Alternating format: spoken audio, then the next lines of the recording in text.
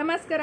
ಇವತ್ತಿನ ಈ ವಿಡಿಯೋದಲ್ಲಿ ಪ್ರಶ್ನೆ, ಮದ್ದಿಡಿಯಿಂದ ಆಗುವ ತೊಂದರೆಗಳ ಬಗ್ಗೆ ತಿಳಿಸ್ಕೊಡಿ ಅಂತೇಳಿ ಕೇಳ್ಕೊಂಡಿದ್ದಾರೆ. ಈ ಒಂದು ಪ್ರಶ್ನೆಗೆ ಸುಮಾರು ಸರಿನೂ ಉತ್ತರ ಕೊಟ್ಟಿದ್ದೀನಿ. ತುಂಬ ಜನ ಈ ಪ್ರಶ್ನೆನ ಕೇಳ್ತಾನೆ ಇರ್ತಾರೆ, ಅದಕ್ಕೆ ಉತ್ತರನ ಕೊಡ್ತಾನೆ ಇರ್ತೀನಿ. ನೋಡಿ, ನಮಗೆ ತೊಂದರೆ ಆಗೋದ್ರ ಬಗ್ಗೆ ಗೊತ್ತಾಗುತ್ತೆ.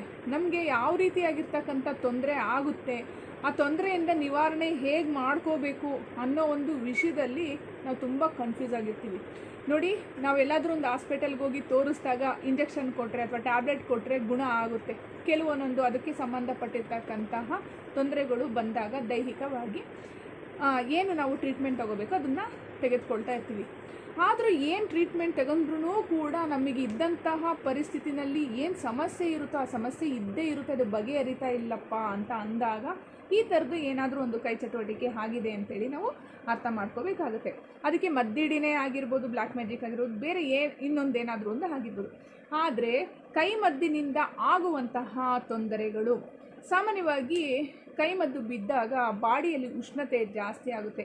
ಉಷ್ಣತೆಗೆ ಸಂಬಂಧಪಟ್ಟಿರ್ತಕ್ಕಂತಹ ತೊಂದರೆಗಳೆಲ್ಲ ದೇಹದಲ್ಲಿ ಬರೋದಕ್ಕೆ ಶುರುವಾಗುತ್ತೆ. ತಲೆ ಕೂದಲು ಉದುರೋ ಅಂಥದ್ದು, ನರ್ವ್ಸ್ ಎಲ್ಲ ವೀಕ್ ಆಗೋವಂಥದ್ದು, ನರಗಳೆಲ್ಲ ಹಿಡ್ದಂಗೆ ಆಗೋದು, ಬಾಯಿ ಒಣಗೋ ಅಂಥದ್ದು, ಚರ್ಮ ಎಲ್ಲ ಒಣಗೋ ಅಂಥದ್ದು, ಈ ಥರದ ಒಂದು ಸಮಸ್ಯೆ ಉಂಟಾಗ್ತಾ ಹೋಗುತ್ತೆ. ಇದ್ರ ಜೊತೆಯಲ್ಲಿ ನಮ್ಮ ದೈಹಿಕ ಸಮಸ್ಯೆ ಉಂಟಾಗ್ತಿದ್ದಂಗೆ ಮಾನಸಿಕ ಸಮಸ್ಯೆನೂ ಕೂಡ ಉಂಟಾಗುತ್ತೆ.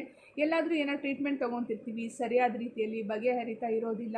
ನಾವೇನು ಟ್ರೀಟ್ಮೆಂಟ್ ತೊಗೊಂಡ್ರೂ ಕೂಡ ಏನು ಸರಿನೇ ಹೋಗ್ತಾ ಇಲ್ಲಪ್ಪ ಅಂಥೇಳಿ ಅದು ಒಂದು ಥಿಂಕ್ ಮಾಡ್ತಾ ಇರ್ತೀವಿ. ಮತ್ತು ಈ ಕಾಯಿಲೆ ಕಸಲೆಗಳೆಲ್ಲ ಹೆಂಗಪ್ಪ ಬಂತು ಅಂತೇಳಿ ಥಿಂಕ್ ಮಾಡಿ ಈ ಥರದ ಒಂದು ಸಮಸ್ಯೆ ಉಂಟಾಗುತ್ತೆ. ಹೀಗೆ ಈ ಕೈಮದ್ದಿನಿಂದ ಉಂಟಾಗುವಂತಹ ಸಮಸ್ಯೆ ಈ ರೀತಿಯಾಗಿರುತ್ತೆ. ನಮಸ್ಕಾರ.